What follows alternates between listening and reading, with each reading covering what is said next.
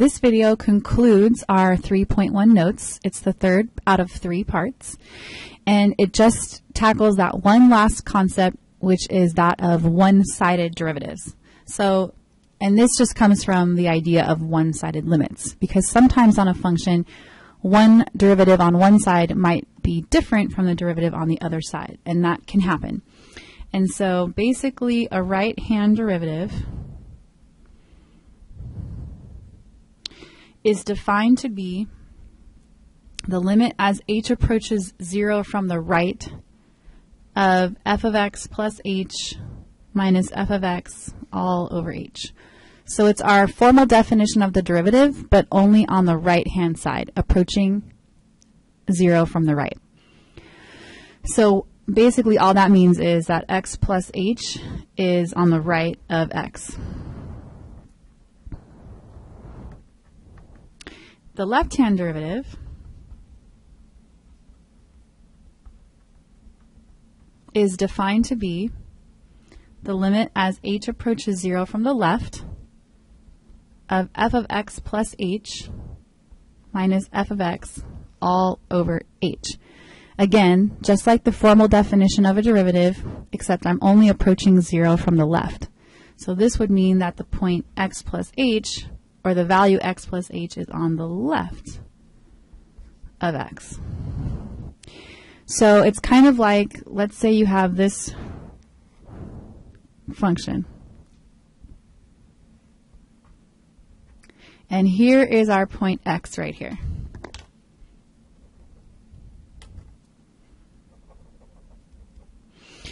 And in the past, what we would do is we would primarily go a small distance h to the right. And so this x value would be x plus h, and then we'd have another point right here.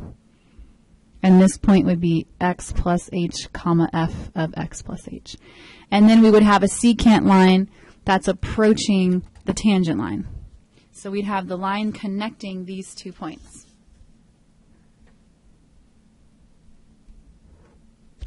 And then what we were trying to do was find the line tangent to the curve at x. So we would slide this toward x. So that kind of follows this definition. H is approaching 0 from the right, meaning the distance between x and x plus h is like a positive. It moved positive to the right. And then we just slide that toward x right here. Well, the left-hand derivative is the same idea, but instead of moving a slight distance to the right, we would have a slight distance on the left. And so this would give me another point x plus h on the curve, which would be like way up here.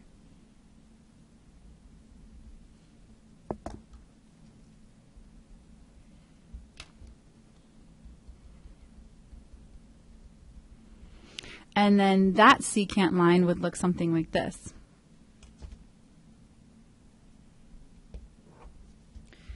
Now this function is nice and smooth right at x, so whether I come at it from the right or I come at it from the left, so like I could be dragging this point down here and then down here, or sliding this point this way. All these different sets of secant lines are all going to approach that one same tangent line. So these right-hand derivatives and these left-hand derivatives are going to be equal. Okay, and that's basically, and then they together create a two-sided derivative. But there will be times when the right-hand derivative will not be equal to the left-hand derivative, and then that's when we have a problem. So this is an example of where we would have a problem, and it wants us to use the one-sided derivatives to show that this function, which is piecewise, does not have a derivative at x equals 1. Now, I think it's a lot easier to, instead of using these formal definitions, to use the definition of the derivative at a point.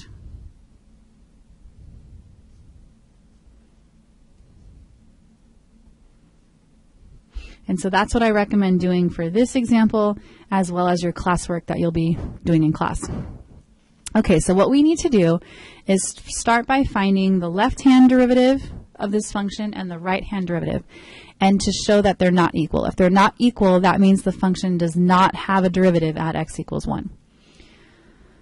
So I'm going to take the limit as x approaches 1 from the left of f of x minus f of 1 all over x minus 1. I believe this would be easier to do than to use these. And it's just as legitimate because it's still a formal definition of a derivative. It's just of a derivative at a point, just makes things a lot easier. Okay, so then I'm going to go ahead and plug in the f of x when x is to the left. So that's this side. The side with x to the third is the one on the left. So I'll use that. And then f of 1, I have to look at which one of these functions includes 1, and it's the top one. So f of 1 is equal to 1 to the third, which is equal to 1, all over x minus 1. Now, we just did this limit in the last video, so I'm just going to go through it really fast. It's basically when you factor and cancel.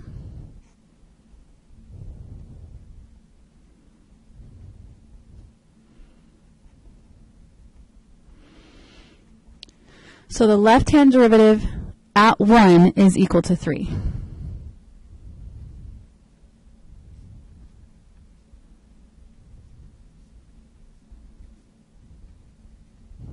So now let's find the right-hand derivative.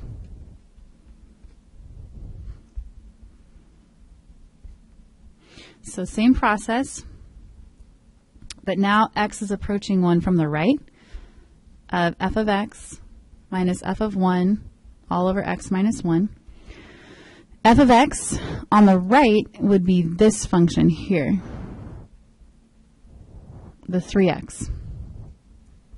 But, oh, and I forgot to write the limit as x approaches 1 from the right.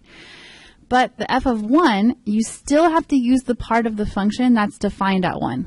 So f of 1 is equal to 1. And then all of that is being divided by x minus 1. So now when I go to plug in 1 for x, so let me rewrite this so you can see it better.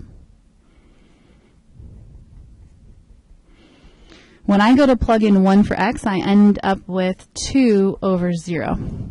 So I know that this is either going to go off to positive or negative infinity. And in fact, since I'm approaching 1 from the right, I'd be plugging in a number larger than 1 into this x and that x. I'd have a positive number here and a positive number here. So this limit is going to go off to positive infinity. So there's a lot of reasons why there's no derivative at 1. One of the reasons is that these two derivatives are not the same. But and the other reason is because one of the derivatives doesn't even exist. The right-hand derivative doesn't even exist, so therefore the two-sided derivative does not exist.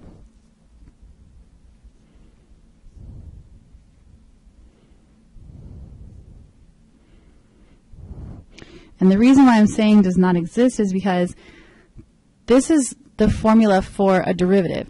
So this limit has to exist in order for there to be a derivative. So when that limit goes off to infinity, it has no finite number, then that derivative does not exist.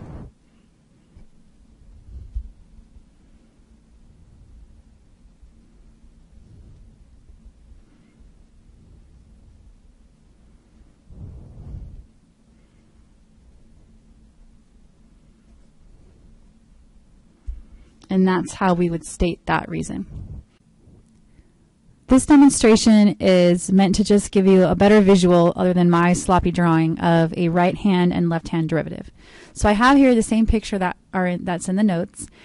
And here's point Q, which is the point 0, 1 that we're trying to find the derivative at that point. A right-hand derivative would slide h to the right. And h would be a positive number, because it would be going to the right from my original point. And so this point P consists of x plus h and then f of x plus h. And that point P is on the right of Q. And this beige is the secant line that's connecting the point I want to find the derivative at and then another point to the right of that because h is positive. And so as you see here, this is my secant slope. And we use that secant slope to find the tangent slope.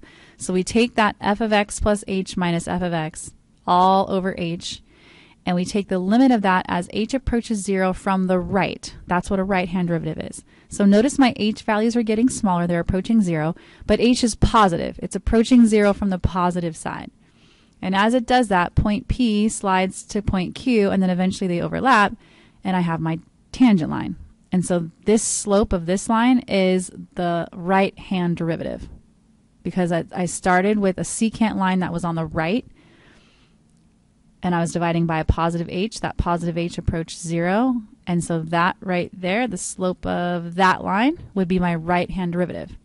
Similarly, if I allow h to be negative, so now you can see I have a negative h, that just means my point x plus h comma f of x plus h is on the left-hand side of my original point in question that I wanted to find the derivative at, my point Q. So again, I have this beige line, which is my secant line, and the slope of that line would be f of x plus h minus f of x, rise, over h, run. And I take the limit of that as h approaches 0. So h is coming now from the negative side.